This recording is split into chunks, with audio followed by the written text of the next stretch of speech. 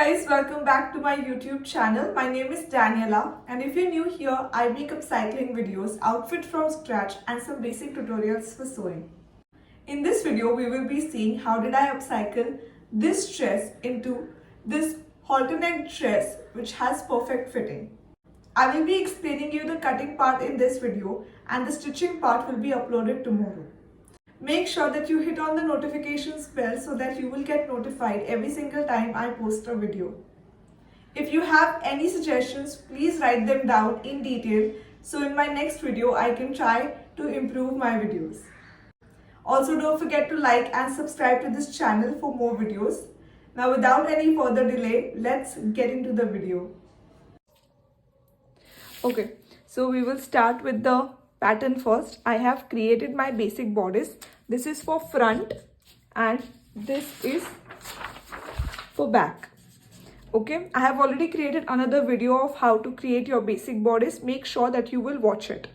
Okay, now there's one difference now. Here's the thing, I have not drawn my darts yet. Okay, so I will go ahead and draw my dart, but in the basic bodice I tell you to draw the dart 1 inch below your bust line. Here I will draw it directly on the bust line. Okay, so I will be doing it like this.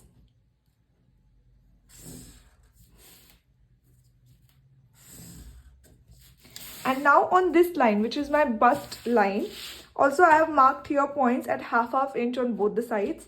That also I will connect to my bust point. So this point. Okay, like this. Now this is a dart, so this is going to be closed. Okay, and then whatever is this length will be reduced by 1 inch. Okay, so when you're making your back pattern, this is my back pattern and this is my upper bust, this is my upper bust, this is my waistline. Okay, and this is also my waistline. But if you see here, the waistlines are not matching. Okay, because when this dart will be closed, this one will come up by 1 inch. So I have done that here. So I have whatever waistline I have come up by 1 inch. Okay, and that's where I have marked it. Everything else remains the same. Your dart starts from 1 inch below your upper bust. Okay, everything else is just the same. Okay, now what I will do is on this line, I will come down by 1/4 inch. Okay, and then on this point, this is going to be my what do you call it, halter neck, right? So this is going to be that point. So it's going to be like this, or you can also take this point and you have to join these 2 points somewhere here. Okay, so I will just draw a normal line, normal curve like this. Okay, now what I will do is I have to join, so I will draw a line from here, from this point to this point. Okay, somewhere here maybe.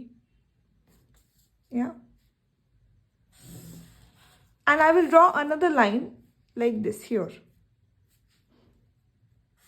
Okay, this can be any point, you can take a random point, it's up to you. Okay, now what I have to do is I have to close these 2 darts so that these points will open. I will show you. Okay, so you can see that I have done the cuttings here and I've also removed the darts. So what I will do now, I will close the dart like this. Both the darts, when I will close, when I'll try to close, you can see that these 2 are open. Okay, so you have to go ahead and secure these 2 with your paper tape. I have my paper tape here. I'm going to secure these 2, so I will get these 2 open. So this is how it looks. What you can also do is you can keep a paper underneath and secure it, so it will be easier for you to cut. But I'm going to keep it as it is. I think it should be fine. Okay, and I will also remove the excess fabric now. Not fabric, excess paper now. So it will be like this.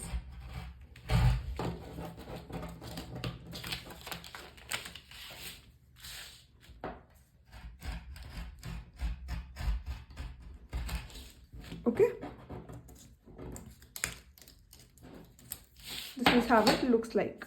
This is your front pattern and this is your back. I will also cut the back pattern. Okay, sorry, your back pattern should also be cut properly. So this is like a lot of inches, I will first make it like 1 inch or 1.5 inch. Okay, so it's 1.5 inch, and then I'm going to connect it like this.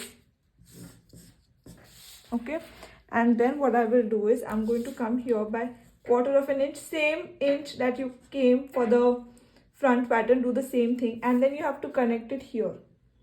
Okay, this doesn't matter how much is the length here and based on the front, because you are going to connect the front and the back using a different way, so it's fine. Okay, now I will just go ahead and connect it like this. Okay, and it should be fine.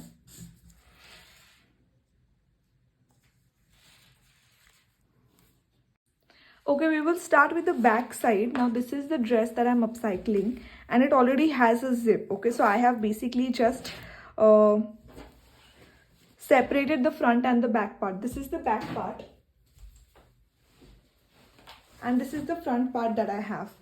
Okay, but we will deal with front part later. Okay, this is the front part, and this is the back part. I have removed all the seams and everything, and I have also ironed it. So this is how it looks. There's already a zip. There's already a zip, and I don't really want to ruin the zip or anything. I really don't like to attach a zip, and it is already there. So I will not touch it. I will keep it as it is. And also, like I will move it on the wrong side. Okay, like this. And then this is my back pattern. Okay, and this basically is on fold. This is the sleeve and this is the fold part. So I will keep it like this. Okay, now this is the allowance. Okay, this is the seam allowance. So don't keep it here, keep it on the other one. Okay, and if I do it like this, you can see my zip ends here and this is ending here. So my previous plan was to make top part, bottom part, and then join it together. But now I'm not planning to do that because my zip will get ruined. Okay, so what I will do is I'm just going to trace it around, and so you can see I have traced it here. I'm not sure if you can see, but this is my dart. Okay, here my dart was present and I opened the dart, but I can still see the lines here. So these are my older dart lines, and I can just keep it as it is because this is literally the midpoint of the dart. Okay, and this will be the bottom part. Okay, let's see where it ends. Okay, it ends here, which is a little bit above my dart line, but that should be still fine. So I will keep it as it is. I might use the same dart. Okay, but now here is my waistline which ends. Now what I have to do is I will continue drawing my back pattern on this one itself. Now from the waistline, whatever length you want. Okay, I want 15 length. So what I will do is I'm going to mark a point from my waistline till 15. Okay, which is here. Mark your waist to hip measurement, which for my case is 8. So I will mark a point at 8. Okay, then you have to draw a horizontal line on this one. So I'll go ahead and draw a horizontal line here. Okay, now on this line you have to mark 1/4 of your hip measurement, which is 9.25 for me. Okay, so I'm going to mark 9.25. Okay, on this line. So it's going to be here. And then you need to go ahead and join these 2 points together. Okay. Now what you need to do is take the midpoint of this waistline and hip line. So take the midpoint. So for me it's 4. Then go 1/2 inch outwards because your hips are always round. Okay, they are never straight, and you have to do it like this. Okay, so to make sure that you put a proper curve here. Okay, and this.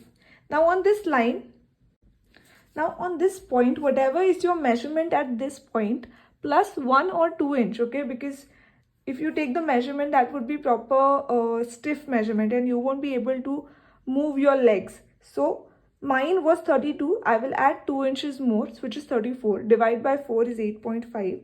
So I'm going to mark a point at 8.5, which is here. Okay, and then I will join these 2 points like this.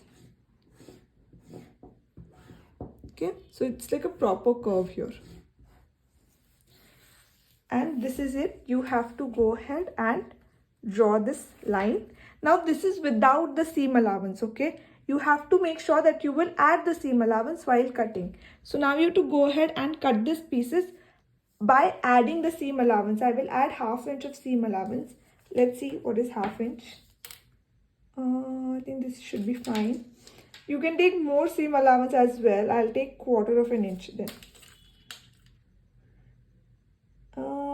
Yeah, fine. This is fine. Okay, just go ahead, add the seam allowance and cut it. Okay, we'll move on to our front pattern. Okay, so this is my front pattern dress, and what I will do now is I will fold it into 2 halves. Okay, if there are any darts or anything, you can just go ahead and remove it. Okay, open it, don't remove it, open the darts, open the darts.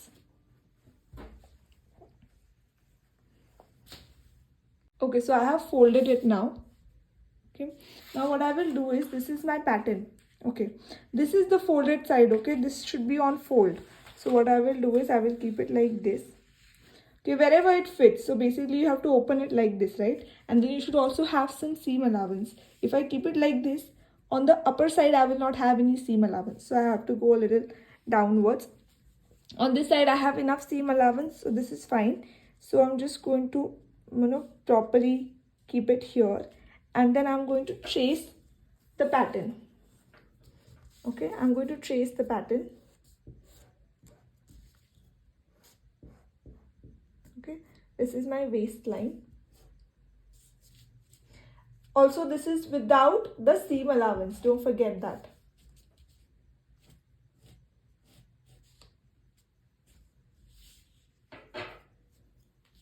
Okay, like this.